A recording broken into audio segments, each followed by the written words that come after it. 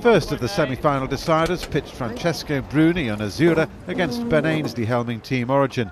The boats even off the start line, punching into a nice northerly breeze.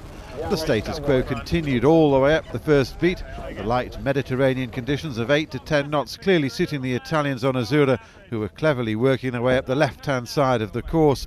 At the first cross, Ben Ainslie found himself on the back foot with Bruni in control, bouncing him back towards the right, which should have been to his advantage.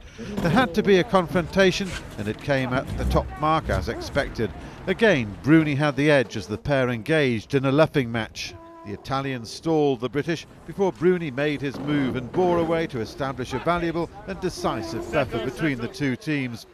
As happens so often in light airs, the rich got richer, Azzurra simply pulling away from Origin, the margin between the boats increasing at every mark. Powering downwind towards the finish, Francesco Bruni could almost relax, and as the Italians crossed the line, their delight at having reached the final of the Louis Vuitton trophy could hardly have been more obvious. Azzurra's opponents in the final would emerge from the battle between Emirates Team New Zealand and the Russian Synergy team, a duel given an extra edge by the race committee, which had rendered both boats level on points after a collision in their second semi-final. A split-tack start saw the boats even off the line, but crucially, Emirates Team New Zealand had the favoured right-hand side of the track. All the way up the beat, the advantage line swung between the two boats, but only by a couple of metres. The tension was palpable as both teams looked to eke out a significant gain or force a crucial mistake from their opposition. Neither was forthcoming until the top mark, where Emirates Team New Zealand seized a match-winning opportunity by forcing a penalty on the Russians for failing to keep clear. The move had slowed both boats right down, and it was the Kiwis who managed to accelerate away quickest.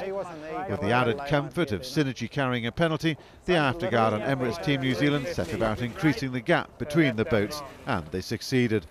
The lead grew and grew as Dean Barker drove the Kiwis into the final of the Louis Vuitton trophy through merit rather than the racing rules. So too the petite final, Team Origin from Britain squaring off against the Russians on Synergy, both smarting at their semi-final defeats.